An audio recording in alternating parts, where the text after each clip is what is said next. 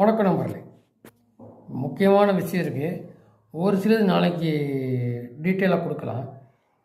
என்னென்னா, இப்போது அண்ணாமலை நவம்பரில் கட்சி இருக்கும் அப்படின்னு சொல்கிறாங்க. ஏன்னா எங்கேயுமே நான் இங்கே தான் இருக்க போகிறேன், பிஜேபி தான் இருக்க போகிறேன்னு பத்திரிகை கேட்கும்போது சொல்கிறதில்ல.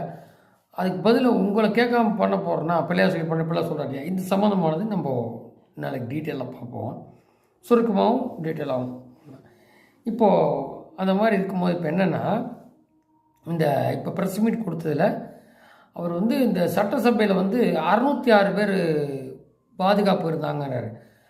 கரூரில் உள்ள போலீஸ் தரப்பு சொல்கிறது 350ங்கிறாங்க, 500ன்னு ஒரு தரப்பு சொல்கிறாங்க. இப்படி முன்னுக்கு பின் முரணாக இருக்குது கரூர் சம்பவம் அப்படிங்கிறது. அது விசாரிக்க போகிறாங்க சிபி. அதெல்லாம் இங்கே க்ளோஸாக அமுத்தி மூடிடலாம் அண்ணா யூனிவர்சிட்டி மாதிரி நினச்சாங்க. சிபி வந்தாச்சு, வித்து ரிட்டையர்டு ஜட்ஜோடு தெரியும் உங்களுக்கு. அதனால் என்ன மறைச்சாங்க, எதாக இருந்தாலும் எடுத்துருவாங்க. அதில் வேறு என்ன பியூட்டினா, 2 டேபிளை வச்சுட்டு நைட்டு 1 மணிலேருந்து அடுத்த நாள் 1 மணிக்குள்ளே எப்படி 41 பாடியும் போஸ்ட்மார்ட்டம் பண்ணாங்க அப்படிம்போது 24 டாக்டர் இருந்தார்னு சொல்கிறாரு ஒரு சட்டசபையில் ஸ்டாலின்.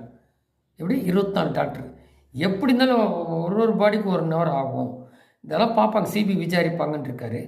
அது ஒன்று. ரெண்டாவது, இந்த திருமாவளம் இஷ்யூ நிறைய இப்போ தெரிஞ்சு போச்சு. இந்த திருமாவளம் உட்காந்துருந்த எம்பி இவங்க அந்த 2 வீலர் போய் மோதினது இவங்க தான் குரூப்புன்னு தெரிஞ்சு போச்சு.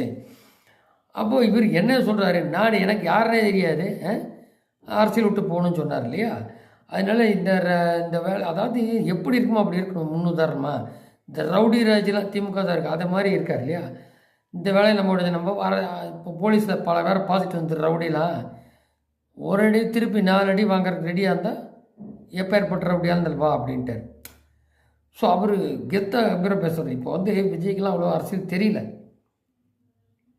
பொதுவாக அதுதான் சினிமா நடிகெல்லாம் வேண்டாங்கிறார். அது ஏதோ தப்பி தவறி எம்ஜிஆர் ஜெயலலிதா வித்தியாசம் போச்சு, கர்நாடகா விட பரவாயில்ல.